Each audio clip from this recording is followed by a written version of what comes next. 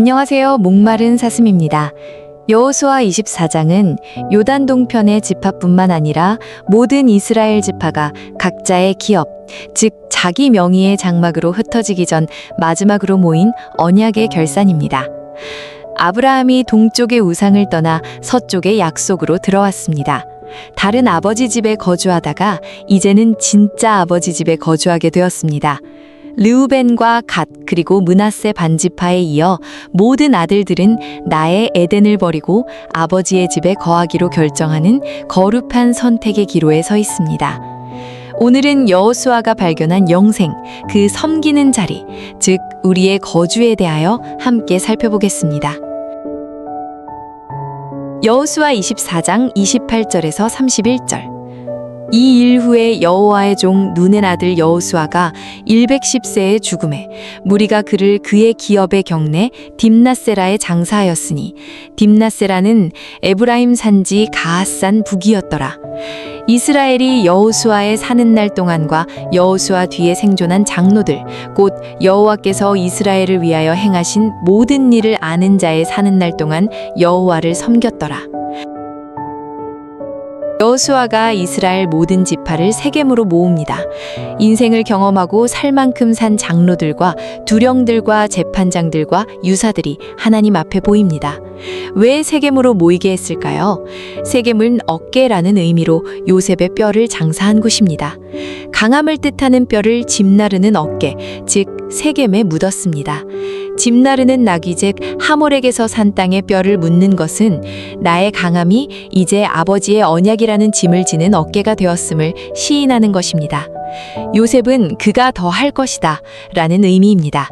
요셉과 여호수아는 다음을 사모하는 인생을 상징합니다. 내 안에는 만족이 없고 누군가 내게 더하여 주어야 만족에 도달할 수 있다는 완전한 피조물의 고백입니다. 우리가 세겜에 거주하며 하는 고백은 주시는 자 아버지로서는 참을 수 없는 기쁜 소식입니다. 여호수아와 요셉은 모두 110세의 죽음을 맞이합니다. 이는 100, 많음과 10, 충만을 받았을지라도 끊임없이 다음, 염원을 구걸하는 인생의 자리를 끝까지 지켜냈습니다. 구걸하는 인생을 거주로 삼기 위해서는 믿음이 필요합니다. 세겜은 야곱이 하몰에게 금 100개를 주고 샀습니다. 금은 믿음, 100은 많음입니다. 속이는 자 야곱이 하나님이 통치하시는 이스라엘이 되기까지 믿음을 지불했습니다.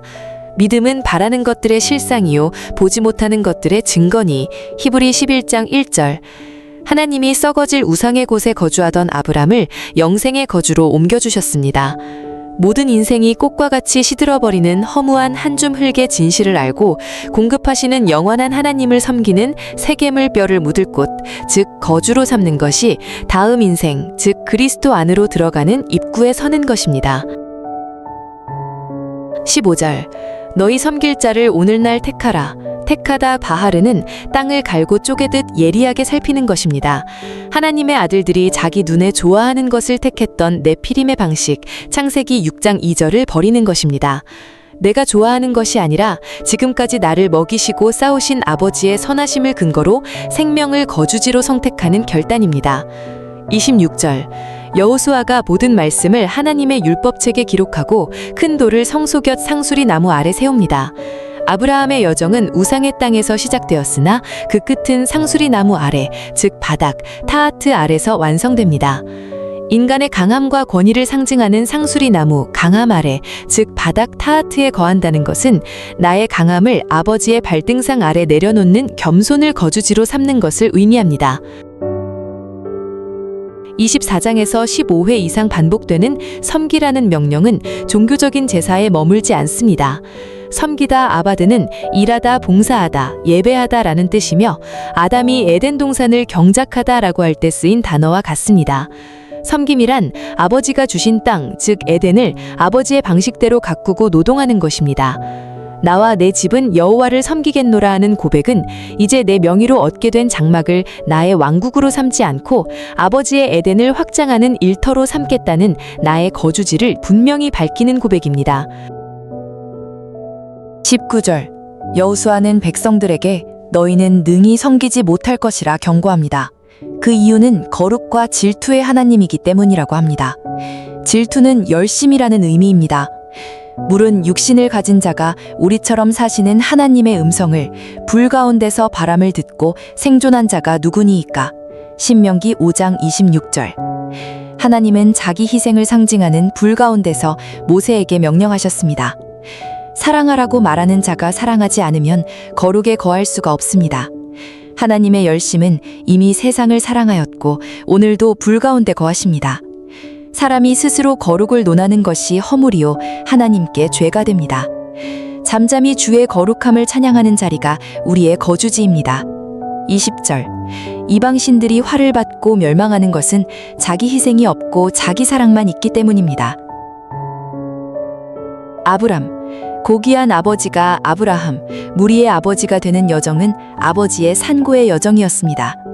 하나님은 모든 인생의 아버지가 되기 위해 홀로 높은 곳에 계시지 않고 낮은 곳으로 거주지를 옮기셨습니다. 여호수아가 영원한 거주지로 삼은 곳 딥낫세라, 즉 하나님의 형상의 진흙 조각을 우리도 선택해야 합니다. 나의 강함을 내려놓는 피조물의 자리에서 아브라함의 믿음으로 사는 곳입니다. 이제 우리는 각자의 장막으로 돌아갑니다. 장막은 우리의 몸이라는 것을 알았습니다. 장막은 더 이상 고립된 섬이 아니라 아버지의 에덴을 경작하는 거룩한 일터입니다. 오늘 우리의 장막 문턱에서 아버지의 형상이 환하게 드러나기를 소망합니다.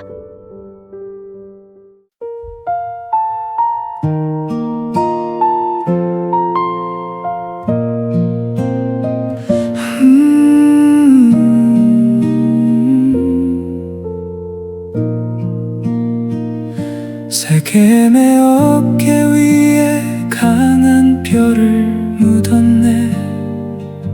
나귀를 타고 오신 아버지의 언약 그 짐을 지고 내 안은 만족 없어 다음을 구걸하던 110년의 세월 금일백개 믿음을 지불하고 얻은 영생의 거주지.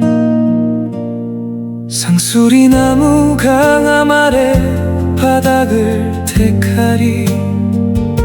내 눈에 좋은 에덴의 울타리를 이제는 허물고 당신이 싸우고 먹이신 그 선한 길을 따라 나의 강함을 내려놓는 겸손의 자리에 거하리. 성기다 그것은 아버지의 에덴을 경작하는 일. 내 장막을 나의 왕국 삼지 않고 당신의 일터 삼으리.